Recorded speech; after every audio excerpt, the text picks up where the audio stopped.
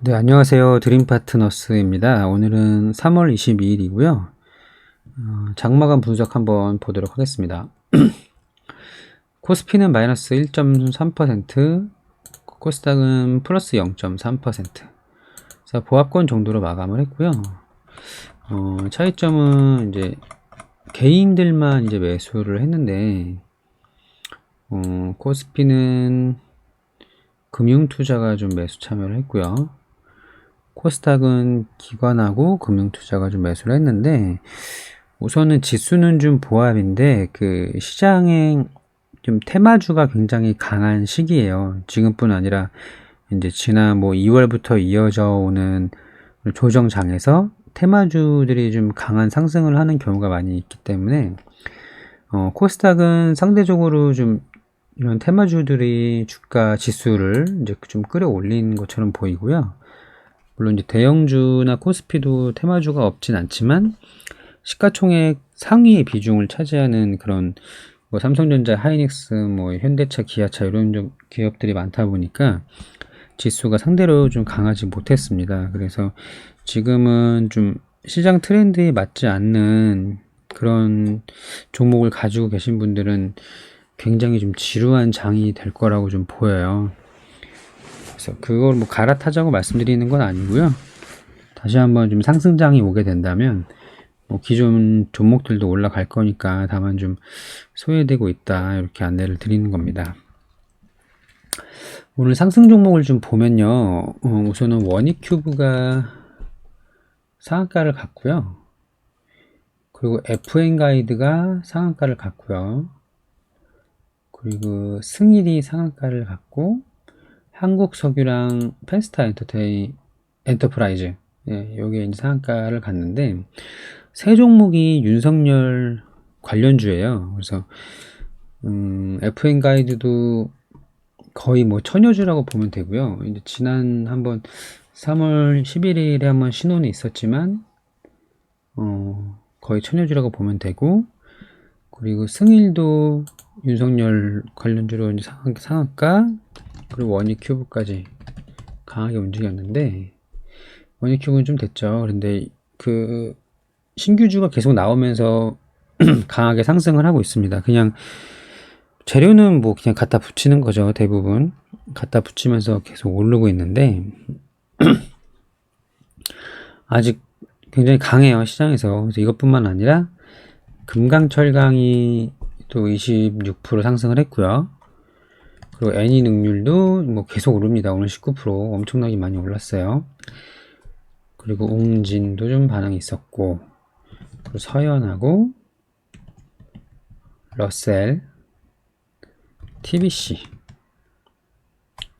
아직 많이 오르진 않았지만 언급을 드리는 게 이제 윤석열 테마주 치고는 아직 큰 상승을 하지 못한 종목이기 때문에 최근 움직임을 봐도 물론 이제 아예 안 오른 건 아니지만 뭐 다른 대장주들에 비해서는 많이 오른 거는 아닙니다. 그래서 TBC를 언급을 드린 거고, 그리고 예스티라는 종목도 윤석열 관련된 종목으로 또 오늘 21선 위로 이제 올라오는 모습을 보였어요. 태경산업도 윤석열 관련주로 이제 새롭게 등장을 했습니다. 그래서 계속 나와요. 뭐 이거 자고 일어나면 몇 개씩 나오는데 계속 파보면 또 기회가 있을 수 있겠지만 지금도 상승하려고 준비하고 있는 것들도 물론 있겠죠. 제가 언급을 드리지 않는 종목 중에서 윤석열 관련주로 좀 상승할 수 있는 가능성이 있는 종목들이 없진 않을 거 아니에요. 그래서 계속 신규주가 나오고 있습니다. 특히 이제 태경산업이나 EST 이런 것들은 아직 많이 오르지 못한 걸로 보입니다. TBC 이런 것들. 그래서 좀 수급을 좀 보면서 좀 기회를 노려볼 수 있을 것 같아요. 그 윤석열 후발주 굉장히 강하고, 그리고 센트럴 인사이트가 많이 좀 올라왔어요. 이게 봉은 작아 보이지만 22%짜리 봉인데 재무랑 실적이 뭐 엉망진창이에요. 그래서 이렇게 안 좋은 기업을 굳이 살 필요는 없죠. 이런 점이 있었고, 그리고 오세훈 관련된 종목도 오늘 조금 상승이 나왔습니다. 진양산업이 장중에 19%까지 찍었고, 진양화학, 진양, 폴리, 진양 삼형제가 좀 나는데 이제 결국 산업이 대장인데 이 산업도 계속 올라가지 않을 거예요. 어느 순간 이제 멈추는 시기가 올 거고 그때까지 테마가 유효하다면 후발주로의 수급 이동이 있을 거로 보입니다. 근데 저는 이제 지난번에도 말씀드렸다시피 진양 삼형제보다는 지능 기업이나 진양 홀딩스 쪽이 좀 더 가능성이 높아 보여요. 왜냐면 진양화학이나 폴리 같은 경우는 상승률은 적지만 스타트를 같이 했단 말이죠. 그래서 이제 대장주 자리를 이제 산업이 하고 있는 건데 3월 4일부터 이렇게 조금씩 반응이 와서 올랐죠. 홀딩스는 물론 이제 3월 초부터 반응이 오긴 했지만 상대적으로 좀 덜 올랐어요. 그래서 오히려 홀딩스나 지능 기업에 좀 가능성이 있을 것 같습니다. 그렇게 보이고, 그리고 해운주가 좀 많이 상승을 했죠. 여기다가 조금 적어볼게요. 그 전에도 말씀드린 거 EST나 태경산업, TBC, 그리고 오세훈은 진양홀딩스, 지능기업, 이렇게 적어놓고요. 그 해운주 이제 계속 오르는데 페노션하고 오늘 10% 이상 상승, HMM 신고가 돌파하죠. 조정이고 뭐고 간에 그냥 계속 오르고 있어요. 실적 좋은 또 대한해운 조금씩 반응하고 있고, KS 해운도 굉장히 저평가죠. 시총이 2천억대인데 영업이익이 400억이 넘게 나오니까 굉장히 저평가인 상태입니다. 그래서 페노션하고 HMM은 이제 제가 보기에는 특히 HMM은 너무 많이 올라서 여기서 들어가서 물론 추가 상승이 안 된다는 건 아니지만 얼마나 더 먹을 수 있을지가 좀 궁금해요. 물론 BDI 지수랑 이제 실적 21년 실적 추정치가 나오긴 했는데 굉장히 높게 나오긴 했더라고요. 시가총액이 8조인데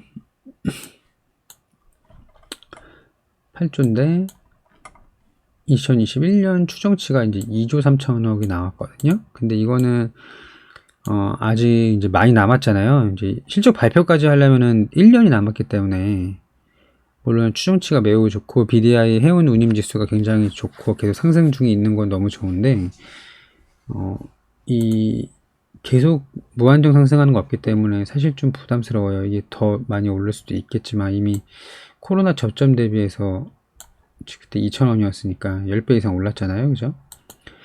차라리 저는 KSS 해운처럼 상대적으로 좀 많이 오르지 못한, 이거 보세요. 5,300원인데 11,000원이면 2배 올랐으면 지수만큼 딱 오른 거잖아요. 물론 이제 실적 추정치나 이런 거 다 계산을 해서 목표가를 이제 정해야겠지만 차라리 좀 덜 오른 종목이 얘도 이제 올해는 500억이고 시총은 절반이니까 퍼가 뭐 한 5배 수준. 근데 내년에도 많이 HMM처럼 상승을 드라마틱하게 많이 오른다고 추정되진 않지만 그래도 이제 좀 부담돼요. HMM 같은 경우는. 그래서 참고만 하시면 될 것 같고 계속 좋습니다. 해운주. 그리고 메타버스 관련된 종목 중에서는 한빛소프트 오늘 의미 있는, 그러니까 10% 이상 올랐으면 상당히 많이 오른 거죠. 지수는 보합인데 한빛소프트가 10% 이상 올랐고 위즈윅 스튜디오도 계속 좋은 모습 보여주고 있고요. 근데 충분히 부담되는 자리고, 그리고 오늘 코세스가 오랜만에 상승이 나왔어요. 얘가 그 미니 OLED에서 이제 VR 장비에 들어가는 그 OLED 소자에 관련된 기업인데 지난 3월 8일에 상한가 갔다가 쭉 밀리고 횡보하다가 오늘 오랜만에 또 22%까지 상승이 나왔거든요. 근데 제가 지난주였나요? 그 관심 종목에 코세스랑 우리조명 봐야 된다고 적어놨었잖아요. 그때도 이제 우리조명 적어놨는데 오늘 장 막판에 막 급하게 올랐어요. 거의 종가쯤에 급하게 올라서 미쳐 못 나간 사람들이 동시효과에 나갔는지는 모르겠으나 시간으로 상한가를 찍었죠. 이 종목도 코세스랑 동일하게 3월 8일부터 계속 시그널을 보여줬던 종목이고 중간중간에 메타버스 관련된 종목 좀 좋을 때 올라가나 마나 이렇게 하다가 오늘 좀 의미 있는 상승을 했고요. 장중 22%면 의미 있는 거죠, 충분히. 어느 정도 손바뀜도 일어난 것 같고요. 우리 조명은 실적이 또 워낙 좋잖아요. 얘도 PER이 한 4배인가 밖에 안 되는 걸 알고 있는데, 이제 2,600원 마감했지만, 이제 시간으로 또 10%가 올라가지고, 시간의 종가가 얼마였죠? 한번 볼까요? 근데 2,880원. 거래량도 상당히 많아요. 50만 주니까. 어디 갔어? 상한가의 잔량이 42만 주 남아 있었죠. 굉장히 좋습니다. 내일 시초가에 좀 갭상승 출발을 하면은 뭐 끝까지 들고 가셔도 되고, 좀 단기 매매 접근이면은 이 전고점 돌파하는지 확인하고, 그리고 보시면 될 것 같습니다. 그렇게 해서 좀 메타버스는 코세스랑 우리 조명이 좀 괜찮았고, 그리고 꾸준히 오르고 있는 거 덱스터도 괜찮고, 알체라도 좀 좋게 보고 있어요. 오늘 윗골이 길게 달았지만 12% 이상 상승을 했고, 네이버 제페토랑 좀 연관이 깊은 기업이기 때문에 알체라는 조금 더 길게 봐도 되지 않을까 싶습니다. 네이버를 믿고 할만할 것 같아요. 그 개별 종목 좀 보면은 여기도 잠깐만 쓸까요? 알체라 괜찮아 보인다. 우리 조명도 당연히 좋고요. 코세스도 아직 뭐 오늘 윗꼬리는 길었지만 가능성은 있다고 보여요. 네. 텍스터. 얘도 그렇게 뭐 엄청나게 많이 오른 건 아니네요. 한 60% 정도 올랐나? 아무튼 근데 지금 들어가기 좀 그렇고, 전 좀 많이 오른 건 안 보기 때문에 더 갈 수 있어요. 대장주가 더 가고 오른 놈이 더 오르는데, 굳이 이제 거기서 좀 일시적인 눌림목이 좀 강하게 온다거나 이런 것처럼 이 마이너스 상태에서 들고 있는 걸 되게 싫어하거든요. 이제 분할 매수 접근하시는 분들은 해도 되겠지만 아무튼 그렇게 보고 있고요. 그리고 개별주는 펜스타 엔터프라이즈가 상한가 갔는데, 그 일본의 그 스미토모라는 기업의 리튬 인산철 배터리 시스템을 공급한다는 내용이었고요.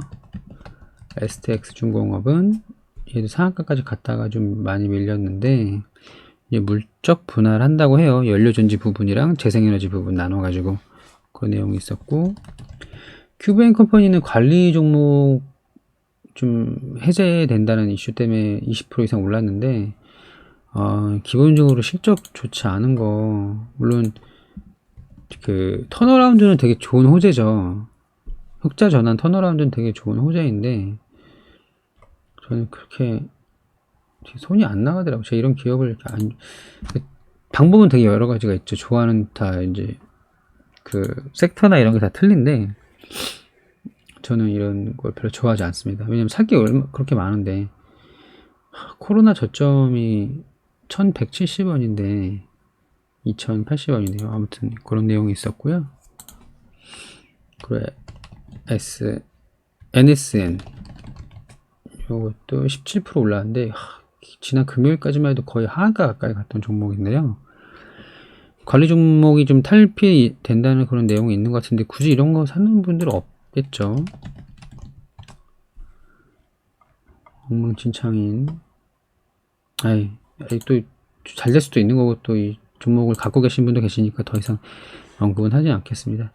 그리고 T사이언티픽이 오랜만에 좀 올랐어요. 얘가 원래 그 옴니텔이었죠. 오랜 기간 과정을 거치고 작년 9월부터면 이거 뭐 6개월 이상 조정을 받았는데, 오늘 좀 많이 올랐습니다. 당연히 윗골이 남았겠죠. 이 지옥 같은 시간을 버틴 사람들이 지금이다 하고 나가셨을 거 아니에요. 힘듭니다. 얘는 그 빗썸의 지분을 보유하고 있죠. 그래서 빗썸 두나무의 빗썸이 그 나스닥 상장한다는 그런 이슈가 있기 때문에 그런 상승이 오늘 좀 나왔고요. 그 관련된 종목들이 좀 몇 개 있어요. 저기 뭐였지? 관련된 종목 좀 몇 개 말씀드리면, 에이티넘 인베스트먼트,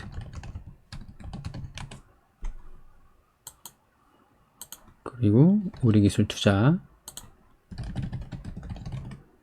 최근 움직임 좋죠. 대성창2는 지분이 있는지는 확인이 안 되는데 엮였더라고요. 얘는 그리고 크래프톤하고도 엮여 있죠. 크래프톤 상장하는 이슈. TS 인베스트먼트도 옮기고 있고, 하나투자증권. 이것도 이제 두나무 빗썸 나스닥 상장 관련주입니다. 그래서 이렇게 좀 크게 상승이 나왔던 것 같고요. 또 한국석유가 무상증자 상한가, 무상증자 똑같은 무상증자인데 누군 상한가고 누군 상한가 못 가고 이런 게 좀 억울하죠. PK탑스 얼마 전에 좀 크게 움직였던 종목인데 24%에까지 올랐으니까 그 유통사업 다각화 이슈, 뭐 쿠팡의 포장재 납품기업 이런 내용이에요. 근데 많이 올랐다가 밀리는 건 전 좀 선호 안 해가지고. 세동도 많이 올랐는데 뭐 실적 재무 다 엉망진창이고요. 그리고 국일재즈가 최근에 뭐 좋습니다. 이때 3월 9일날 그 플렉시블 그래핀 기술 개발한다는 내용으로 엄청나게 빠르게 올라갔거든요. 한 10분 만에 올라간 것 같은데 그 이후로 계속 좋아요. 이게 과거에 국일재즈가 거의 뭐 5배 이상 뭐 엄청나게 많이 상승했던 여기였죠. 1,000원에서 8,000원까지네요. 제가 5배라고 말하는 건 이 단기간을 말씀드린 거고, 눌림목 이후에 8,000원까지 갔었던 종목인데, 약간 좀 그런 힘이 굉장히 강한 그런 끼가 있는 종목이긴 해요. 2019년도에 그랬으니까, 그죠? 그런 종목이니까 좀 참고만 하시면 될 것 같고요. 근데 너무 많이 올랐네요, 이미. 그런 이슈가 있었고, 바이오다인이 오늘 좀 강했어요. 이게 신규 상장 바이오주가 SK바이오사이언스 덕분에 상장하는 첫날 3월 18일에 프레스티지 바이오로직스랑 3월 18일 많이 올랐죠. 23%. 프레스티지 바이오 파마 3월 18일날 16%다 반나방을 했네요. 그 네오 이문텍 3월 18일날 16% 올랐다가 반납하고 이렇게 나쁘고. 근데 최근에 이제 SK 바이오사이언스가 금방 이렇게 두 번째 날도 상한가 근처도 못 가면서 금방 밀려버렸는데 이 여파로 동반 하락을 했지만 바이오다인은 혼자 계속 오르더라고요. 근데 결국 이제 공모가 물량들이 다 받아졌는지 소화가 됐는지를 확인해야 되는데 그 부분은 확인이 안 되죠. 거래량이 뭐 엄청나게 많이 터진 날이 있는 것도 아니고. 그래서 그 오버행 이슈, 뭐 공모가, 뭐 기관 물량들, 보호 예수가 없는 물량들이 나올 수 있지 않을까. 아니면 그걸 다 받아서 올리는 뭔가 세력들이나 그런 대형 좀 대규모 자금이 있어야 되는데 그건 확인이 안 돼가지고 지금은 매수하기가 좀 부담스러운 자리입니다. 개별 종목은 이런 이슈가 좀 있었고요. 정리를 좀 하자면 그 현재 대선 지지율이 가장 높은 그 윤석열 전 검찰총장의 신규주들과 뭐 천여주들이 끊임없이 등장하고 있고 순환 상승이 계속 반복되고 있어요. 그리고 기존 강했던 종목들이 조금씩 이제 올라오고 있고 계속 반복이 되고 있는 게 한참 됐어요 지금. 그리고 오세훈 관련된 종목도 상승 중인데 대선은 아직 1년 정도 남았지만 이제 서울시장 선거는 얼마 남지 않아 가지고 대장주 잡는 것도 좋지만 아까 말씀드린 지능기업이나 진양 홀딩스를 저는 좀 보고 있습니다. 안 갈 수도 있지만 높은 거 잡고 손해보는 것보단 낫다고 생각을 해요. 그리고 해운주도 아직 크게 상승 못한 것들 좀 잡아볼 필요가 있을 것 같고, 그리고 지난 금요일에 메타버스 관련된 종목이 좀 쉬고 있었는데, 그날도 제가 이제 장중에 약속이 있어서 장중에 메모만 다 해놓고 이제 업로드를 못 했는데요. 그때도 좀 쉬고 있는 것 같다. 다시 재상승을 준비하는 것 같다라고 이제 좀 적어 놨었었는데, 예, 아직 끝나지 않은 거로 보입니다. 그리고 YJM 게임즈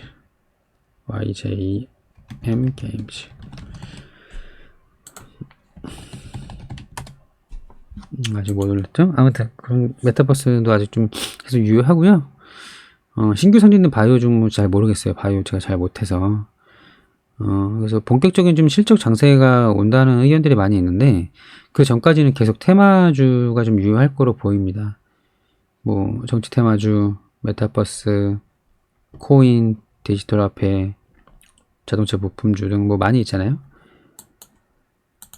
그래서 보이고, 이제 관심 종목으로는 윤석열 관련된 종목 중에 ST, 태경산업,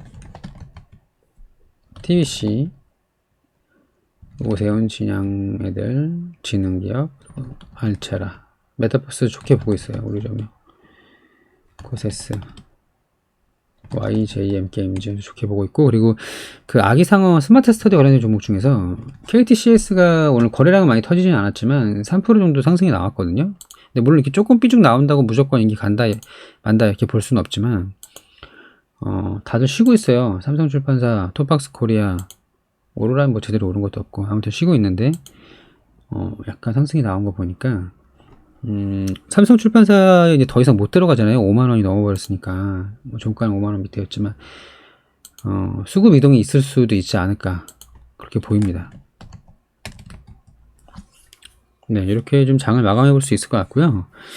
월요일 차 이렇게 끝났고, 계속 보합권에서 눈치 보기 하고 있고, 개인 투자자분들이 아직 좀 보수적이고, 개인 기관 계속 팔고 있는데, 언젠가 이 균형이 깨질 날이 오고 있습니다. 그때까지는 이제 좀 수급을 이용한 단기 매매에 좀 집중을 해보려고 해요. 그래서 그런 이제 장이 끝나고 유동성이 끝나고 실적 장세가 많이 온다면 그때는 좀 굉장히 고실적 저평가인 기업들도 또 이제 좀 바꿔놔야 되겠죠. 포트를. 그리고 한 가지만 더 말씀드릴게요. 그 신화실업이라는 종목이 있는데 얘가 과거에 그 정세균 테마주로 현재 국무총리를 하고 계시는 정세균 테마주로 엮여가지고 상한가 간 적이 있었거든요. 벌써 2개월 전인데 그러고 나서 단 한 번도 오르지 못하고 하락을 하고 있거든요. 근데 얘가 시가총액이 굉장히 가벼워요.